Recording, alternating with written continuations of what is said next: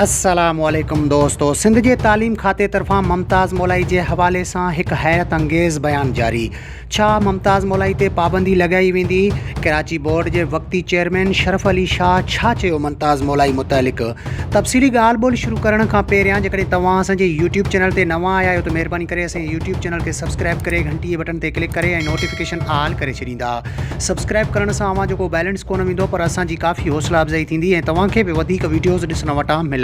हलूं था पंहिंजे मेन टॉपिक तरफ़। त सिंधी गीतनि जे शहनशाह फ़नकार मुमताज़ मौलाई जे गीतनि जी हर हंधि धूम त आहे, पर हाणे तालीमी इदारनि अंदरि बि मुमताज़ मौलाई जे गीतनि जी धूम छायल आहे।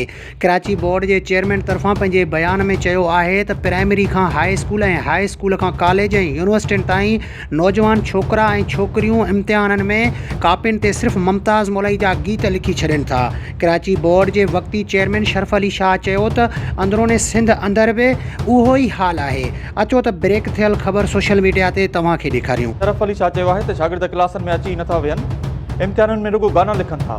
वक़्ती चेयरमैन चयो त साइंस जे पर्चे में शागिर्दनि गाना लिखिया आहिनि, सभई अहिड़ियूं कापियूं ॾेखारे सघूं था जिन में रुगो गाना लिखियल आहिनि। जेकॾहिं वीडियो पसंदि अचे त असांजे यूट्यूब चैनल खे सब्सक्राइब करे घंटी बटन ते क्लिक करे ऐं नोटिफिकेशन ऑल करे छॾींदा। मिलंदासीं कंहिं नई वीडियो में। तेसिताईं अल्लाह हाफ़िज़।